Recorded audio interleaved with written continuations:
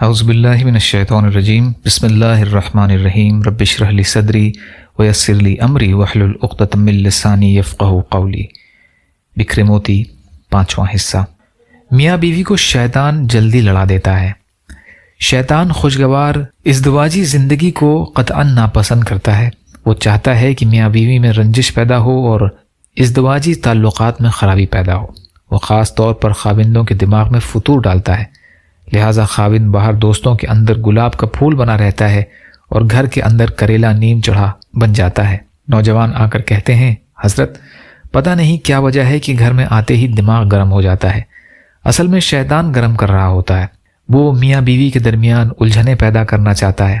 شیطان پہلے میاں بیوی کے درمیان جھگڑا کروا کر خاوند کے منہ سے طلاق کے الفاظ کہلواتا ہے۔ جب اس کی عقل ٹھکانے آتی ہے تو وہ کہتا ہے کہ میں نے تو غصے میں طلاق کے الفاظ کہہ دیے تھے۔ چنانچہ وہ بغیر کسی کو بتائے میاں بیوی کے طور پر آپس میں رہنا شروع کر دیں گے۔ وہ جتنا عرصہ ایسی حال میں ایک دوسرے سے ملتے رہیں گے تب تک انہیں زنا کا گناہ ملتا رہے گا۔ اب دیکھیں کہ کتنا بڑا گناہ کروا دیا۔ وہ ایسے کلیدی گناہ کرواتا ہے۔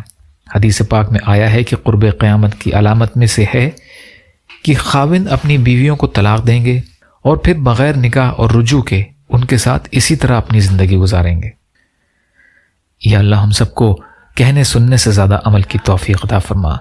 یا اللہ مظلوم فلسطینیوں، کشمیریوں، روہنگیا مسلمان جہاں بھی پریشان حال ہیں، ظالموں کے ظلم کا شکار ہیں، ان کی مدد فرمائیے۔ ہم سب کو اپنی استطاعت کے بقدر اپنا حق ادا کرنے والا بنائیے۔